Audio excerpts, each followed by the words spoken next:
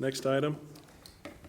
Under Policy and Operations, none submitted. Finance, 2017-18 Budget Adoption. At the August 14th meeting, the Board approved the notice of hearing provided in Appendix 1, which, when published, establishes the maximum amounts for the 2017-18 budget. The notice was published on August 17th, 2017, and the public hearing was scheduled for the beginning of tonight's meeting. This agenda item will include a presentation of the budget. The Board will have the opportunity to ask questions and discuss the proposed budget.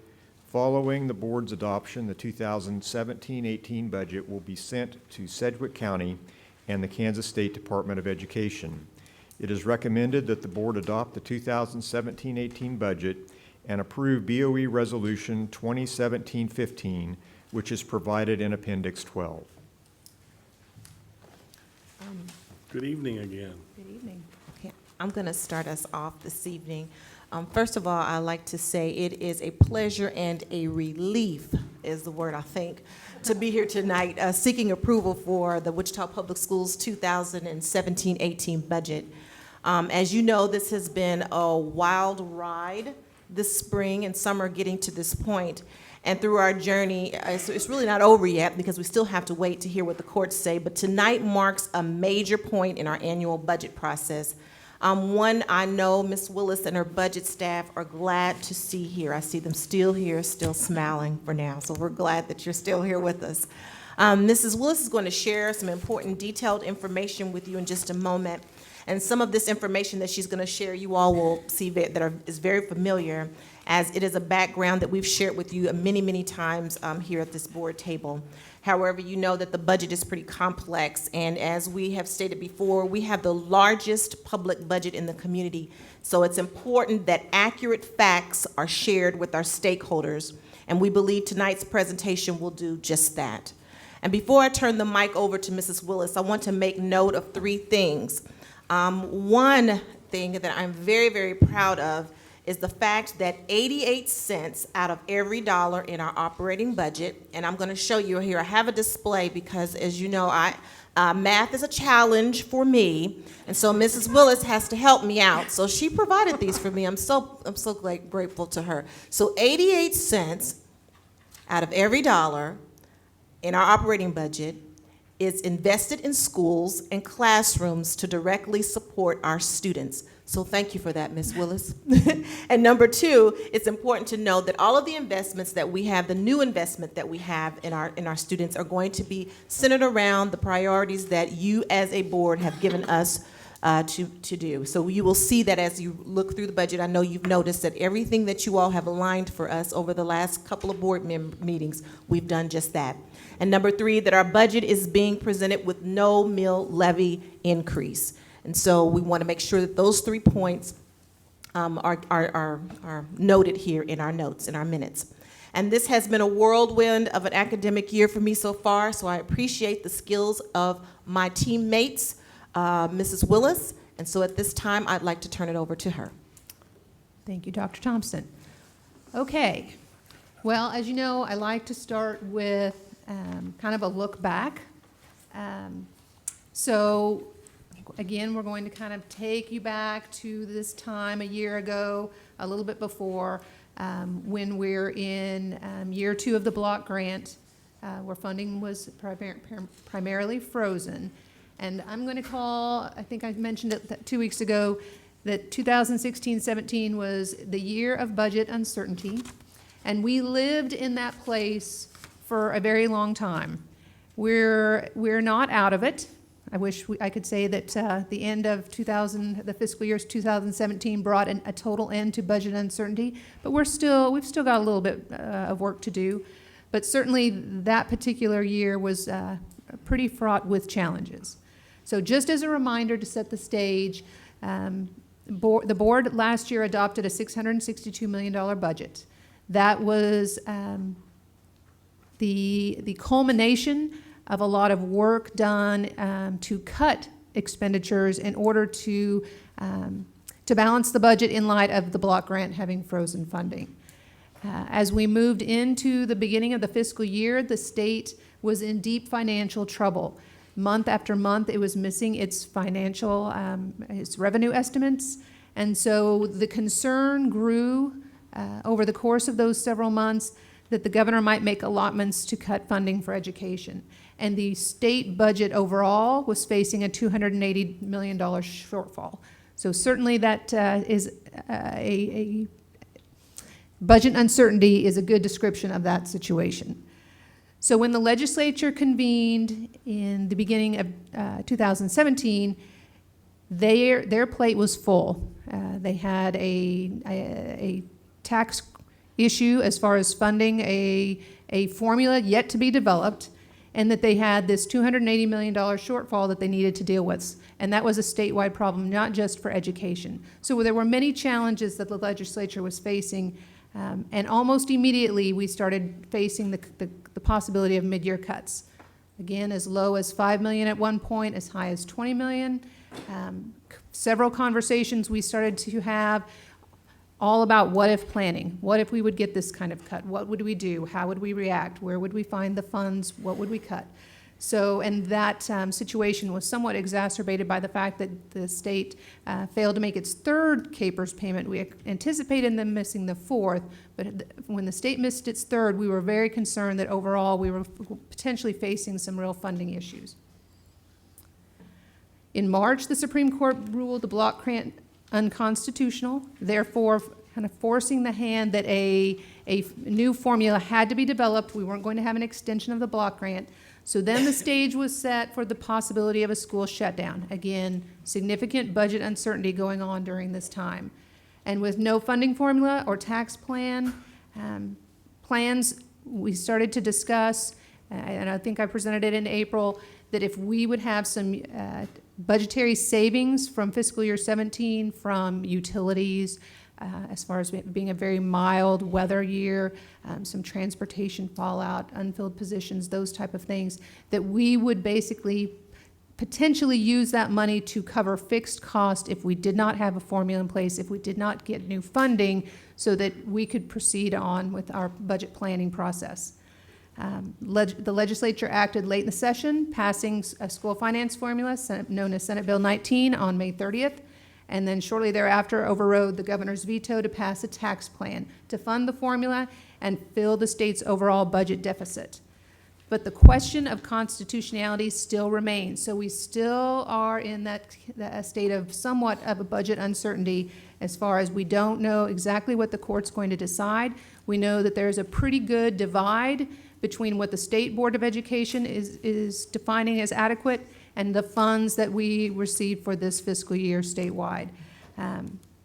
So that's kind of the stage that we're living in as we have formulated this budget for fiscal year 18.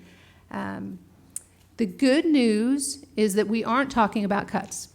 We have funds, and that we are putting those funds into the budget based on the board's priority list that they set out, and Dr. Thompson supported through several of her conversations. That I think we've done a really good job of responding with the money that we're given and focusing it on the areas that the board felt were very important. So let's dive into some of those fiscal year budget highlights. First of all, new revenues do set the maximum budget authority for fiscal year 2018. That's how the budget gets built. We look at the monies available to us, and then we plan expenditures accordingly. We did propose a budget with the overall mill levy remaining flat. The net overall budget is higher compared to last year, which makes sense because we are getting increased state aid. The new formula itself returns to a weightings-based system. So there are targeted funds for certain populations at risk, pre-K at risk, special ed, and those funds have to be spent in those areas. So that's a return from 2 years under the block grant where we had flexibility as far as where funds were going, but the current formula model targets funds similar to the old formula back to those particular populations. And the district is budgeting some of its year-end cash in fiscal year 18 expenditures, but we were very targeted in our approach that we used that money on one-time expenditures so that we did not turn around and have to cover that into next year's budget. So our fiscal year 18 proposed budget after transfers is $682.6 million. I'm not going to spend a whole lot of time trying to compare that to last year. It's a totally different formula. And with the amounts that were flowing through the general fund under the block grant, it's not really an apples-to-apples comparison. So instead, I'd like to look more so at the state aid comparisons and really where is the new money. So as far as overall state aid, we talked about this 2 weeks ago. General state aid, a little bit of special ed, capital outlay, capers. Total state aid is around $27.6 million. And when we look at new funds available, the general unweighted funds, that's $24.1 million. That's primarily the base aid increasing to $4,006 from the $3,852 where it was locked under the block grant. And then our local option budget has a net increase in funding, and we'll talk a little bit about that here in a minute. A use of contingency reserve in order to keep the mill levy flat. We talked a little bit about that, but I'll cover that again here on the next slide. Bringing our total new funds available in these key funds at almost $28.3 million. If we kind of factor out those fixed cost increases, kind of the net new funds available is a little over $20 million. And this is good. However, I put the slide back in that shows the amount of budget adjustments and reductions and frozen wages and all of those things that we've incurred over the past 8 to 9 years, reminding the board and those listening that a little bit of money this year, and $20 million is not small by any means, but compared to the $98 million over the several years that we've had to adjust or cut, it's just going to be a slow road back. We're not going to be able to do everything we'd like to do in year one. It's going to have to be a multi-year process, but we've made a really strong start, again, focusing on those priorities that the board has put together for us, which includes at the top of the list recruitment and retention through compensation, and then the at-risk programs, which we've talked about is a big accountability point in the new formula, and then the various other programs that we've discussed. But I thought what we might do is just do a little bit deeper dive tonight into those budget priorities so that you can kind of see, going ahead, these funds really in action. As far as where we're looking at putting some of these funds and making an impact in this next school year. So recruitment and retention through compensation. For example, we've added some English language learner teachers and paras, specifically because we identified this as an area of need last year. We did not receive extraordinary funding through the state, so this was an area we definitely wanted to hit into this fiscal year to support those English language learners and their needs. We have been adding teaching staff, particularly at Southeast, for enrollment changes at that location. We recently added a 4th grade teacher at Caldwell because they have something going on in 4th grade where we have a lot more kids. So we're able to react a little bit faster with funding available than we've been able to do so, and that's a very nice change to be able to get schools what they need in a timely manner. Some examples of the at-risk programs that we've been working on, including those to increase graduation rates. We're expanding the learning centers. There will be 6 comprehensive high schools that will have all-day programs to help kids with credit recovery in order to keep them on track to graduate. We had 3 all-day programs, so we're expanding that by 3 more. We are also looking at least a beginning of an expansion of after-school programs and summer programs targeted for at-risk populations. Again, this is kind of just an initial step. we'll still have a lot of work to do, but we definitely wanted to get some after-school programs to help kids, particularly in middle and high schools, with some after-school tutoring and those type of things. Curriculum and textbook needs. This is an area where we use some year-end cash to provide support for our curriculum adoptions, particularly the reading adoption that hopefully will occur later this fiscal year. Student technology, there is currently a Chromebook initiative that is truly meant to enhance the curriculum experience, to get kids engaged through technology. I've kind of held IST's one hand behind their back here, at least in the last year, as far as okay, I'm going to dribble a little bit of funding, but not very much, because we're waiting for funding to come in through property taxes or state aid out of capital.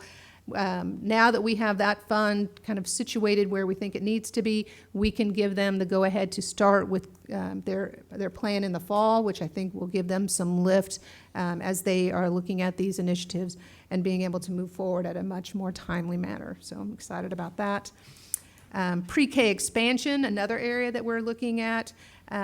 Technology, again, to help particularly with those kids on curriculum and assessments, to measure performance, to get an idea of kindergarten readiness, so that we can start to really plan their movement through and get them ready for kindergarten first and so forth. So lots of good things happening there. Some additional examples of the funds in action: professional development.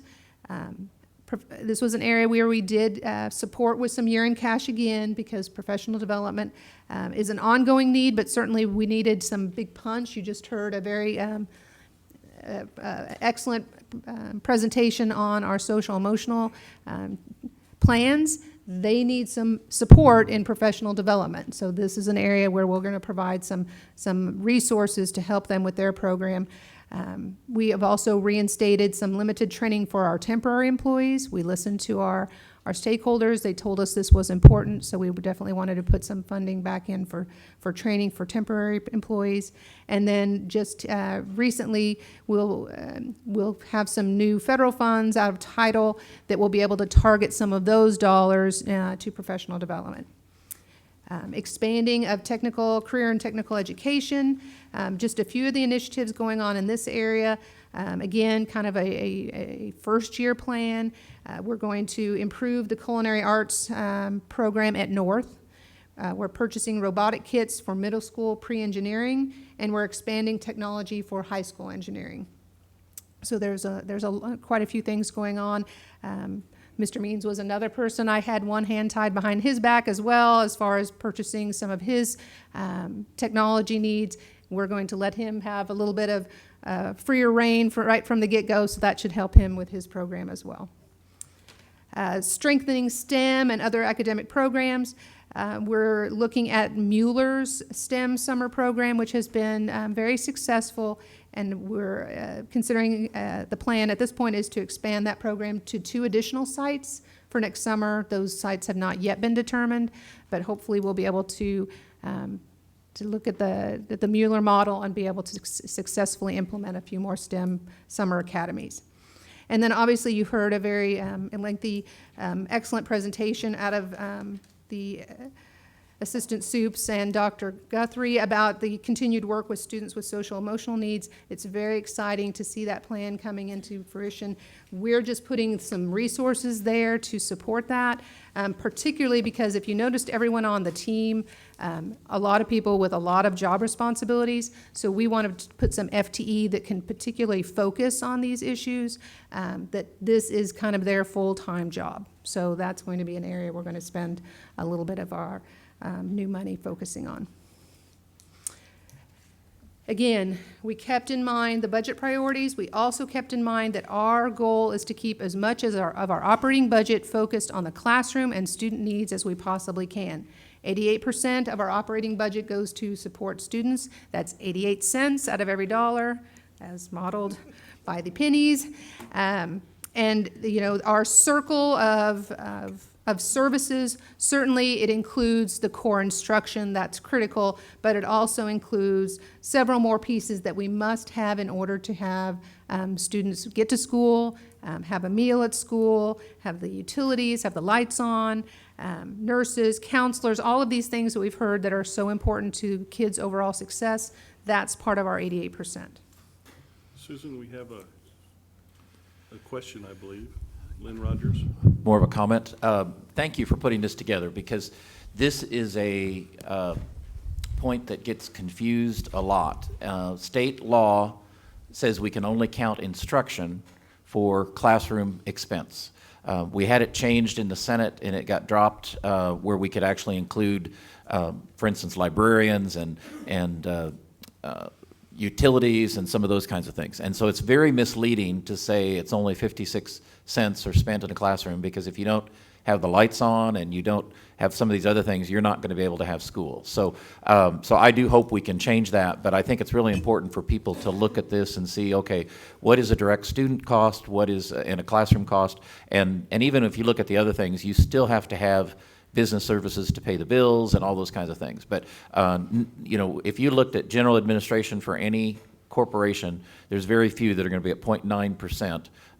And even if you add that in the school administration together, the principals and all, of 7.4 or 7.2, that's still pretty low for most places. I had 7 levels of management above me in the bank that I was in. So I don't think we have that many in the organization. So thank you. Okay. You've seen this slide already, but this is our fiscal year 18 proposed mill levy.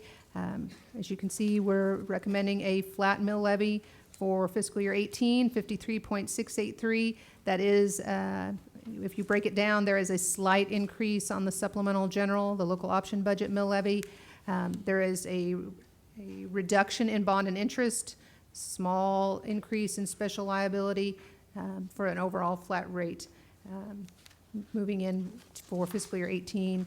And as a reminder of why the LOB itself, the mill levy is increased, in the formula, our state aid for LOB is based on last year's LOB amount, which was $111 million.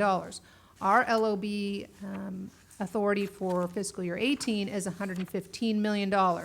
So that is a smaller amount of state aid on a larger pie. The difference needs to be made up in property taxes. But certainly, as we talked about 2 weeks ago, in light of the retroactive income tax increase, it was very important to the board to keep property taxes as low as possible. So the board decided to make use of $2 million of contingency reserve to kind of fill that hole, at least for this year, and then we see how we proceed into next year. If that particular point of the formula gets modified or what happens, we'll have to wait and see, but that was the plan for this year.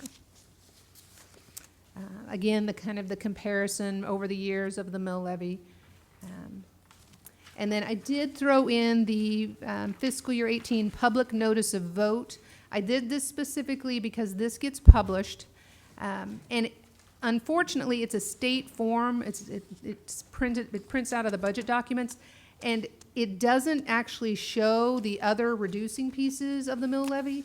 So you might get questions on, hey, I heard the mill levy's flat, but this publication shows increases.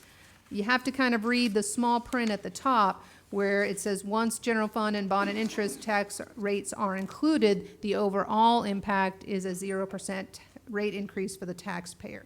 But you might get questions because they might only look at the middle section that shows the supplemental general going up 6.6% if they just look at the far right column, and capital outlay going up 2.5%. That's not the mill rates.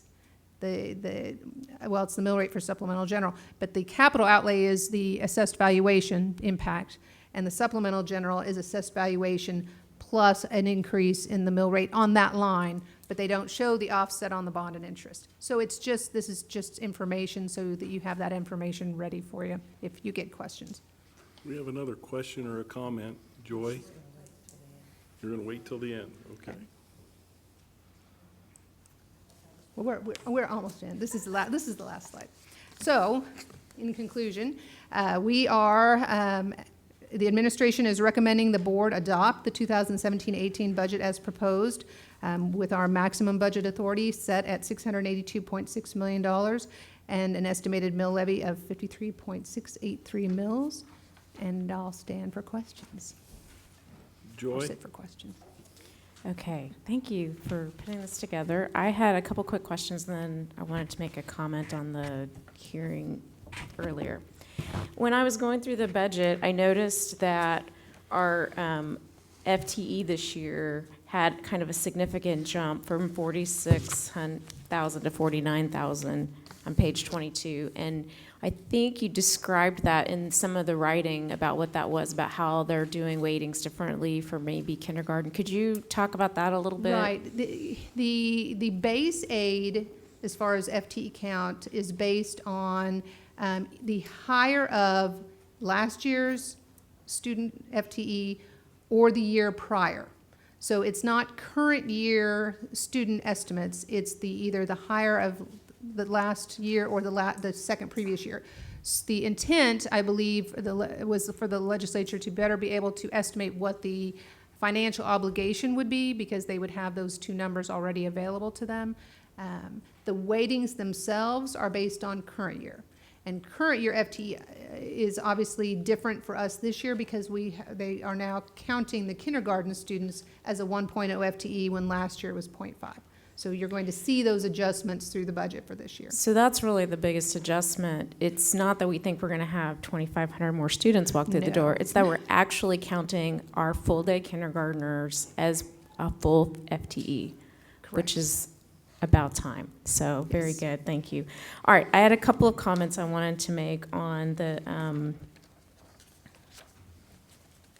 priorities and the way you guys have put some numbers in there. First of all, I did not know that we were expanding our learning centers. I just found that out, and I think that is fantastic. One of my concerns, and I know some other board members have had concerns about, as we've closed alternative high schools and moved them to one location, there have been sort of two concerns around that. One is now we're only in one location, and so can we serve as many students? Can they all get there? And not listed in here, but I think should be, is that Dr. Thompson worked through the system with Mr. Parks and with Fabian in transportation to get some additional transportation for those at-risk students to get from their home schools to the alternative school. But I think just as important is expanding these learning centers so that students in their schools who are in danger of not graduating graduate. And if they don't graduate, they can't many times get a job. So no matter how much technology we have in the classroom or CTE classes we have, if they don't get their diploma at the end, they're in a bad place. So I think that's a good priority. And I just wanted to mention that and also add this one item that you've done. I did want to talk about the comments, since there were comments made tonight. I think the first thing, and I wish Mr. Chappell had stayed to the end to have this conversation. The first thing I would say is that I don't think this is the only opportunity our public has had to hear what's going on with the budget. We have had several conversations about it. And back in, let's see, I looked up a while ago, in June, in fact, almost 2 months ago, we looked at this list of priorities and discussed it as a board and talked about where things should be on this list and moving forward, and gave that direction that as you figure out what money you have, where should we spend it? So the first thing I want to just say is this isn't our first time to have public, because I've heard a lot from the public, and the public is always welcome to come and speak. The second is a lot of the things on the list that he gave us as high priorities are priorities on our list. They are things that we have already done. And while they may not be specific, for example, I don't think we're hiring 50 more CTE teachers right now. We did have on our list working and expanding the Career Tech Ed program. And I think I'm going to take it a step further and say it's unrealistic to find out your budget in August and turn around and hire 50 CTE teachers, get students in their classes, and have something sustainable.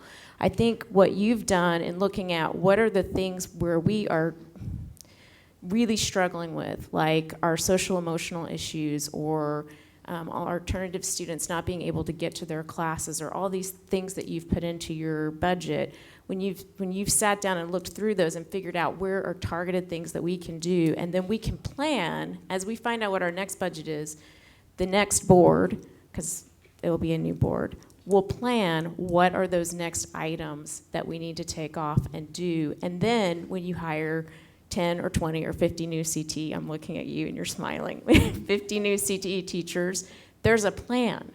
And they aren't just making it up as they go, and we're not just trying to find students to dump in those classes. It's a planned process. And so the system has to have enough capacity to absorb those changes, and it means they have to have time and money both. So now we have some money. We'll have to look at where that is next year. And maybe we'll have some time to figure out where else we can make very strategic investments in the education of our students. But I really, as I walked through this and read through your comments about where you were making these investments for this year, felt really comfortable that you have tried to invest the money the way the board directed those priorities to be. So I wanted to thank you for that. And I would make the motion that we take the recommended action. We have one more speaker, Lynn. That's fine. I'll second the motion. Okay. And my comments center around our speaker as well. I want to be careful on how I say this and choose my words carefully. And I've calmed down quite a bit since he's been here. But I think, as I added up his comments of what he was suggesting, and I think, again, as Joy mentioned, most of them are things that are already on our list, and particularly the recruitment and retention and things of that nature. His requests add up to over $42 million, and we've got $24 million. And that's not bad, because I've had a lot of people ask, and they want more, and I think we talked about this at the table, that when we've cut $98 million and we only get 20, it's going to take us a while to get back to it. But what I found ironic was the multiple emails that I'd received from him as a senator, and I went back and looked at them, and the first 3 or 4 were telling the whole legislature that schools have plenty of money already. They don't need more. The second wave of emails that we got was that we could use unencumbered dollars from our budget, which we've discussed, and I know I've explained over a multitude of times that unencumbered doesn't mean that they don't get used through the budget. And the money that we have in our savings or contingency fund is all we have, and that's less than 6 days worth of savings. And then the final was, well, maybe a 2% CPI increase would be fine. And if you look at that on our size of a budget, that's about $13.5 million. And that would be a lot of the things that they would not give us 2%, because those are federal dollars, not all state dollars. So it'd be probably less than 10 or 11. So I think it's very hypocritical to be asking for $40 million and not understanding the real impact. And that's the danger. Many of the other requests and comments that I've gotten, I mean, even including the Eagle editorial about going back to a shorter day, which we would love to do. But again, those things have to be negotiated, and so, I hope staff and both of our teams will work hard to do the good things for our kids. But I feel like this is a very responsible budget. I think, and again, there's nothing that says we can't change things down the road. And again, you're exactly right, Joy. You don't hire 50 people at a spur of the moment, if we could even find 50 CTE people in this period of time. But you've got to have a plan, and you've got to make sure that it's effective. And we're using this money in our classrooms, which I think is very, very key, and that will be very, very important. And I remember the roller coaster of the year. Oftentimes, I was in Topeka fighting back amendments to make cuts mid-year, and then coming back here, and we talked about what cuts were we going to make. So I had to really remember my location under GPS to make sure that I was talking about the right thing at the right time. But I knew, because again, at the school board level is where the rubber meets the road. We're having to, and we've had to make some very difficult decisions over the last 8 to 10 years that aren't always popular. And so it's exciting to be able to make some increases. That's a great thing. And again, we need to continue to fight for more because our kids are worth it, our community is worth it. These dollars are primarily invested in our neighbors. The salaries for our people, the salaries for our staff, and they stay in our community, unlike many other tax dollars that go to Washington or even Topeka. So, so again, I think it's very important for us to understand that this is an investment in our community. And again, a well-educated student body is one of the best economic development tools that we have, and we need to continue to do everything we can in that regard. So I just would say I will vote in favor of this budget. Thank you. Cheryl? Yes, and I'll be brief. I will be brief, but I want to reiterate how much we appreciate your time, your staff's time, Alicia's time, everybody who's worked on this budget very quickly to be able to give us what we have here tonight. And the fact that you were able to take our list of budget priorities and begin to put the money, the 20 million that we have this year doesn't equate to the 96 million that we cut. We would love to do a lot more than we could do, but we're working within our budget. And I am very pleased with how that money has been placed in this budget, and thank you very much. We have a motion on the table by Joy and seconded by Lynn.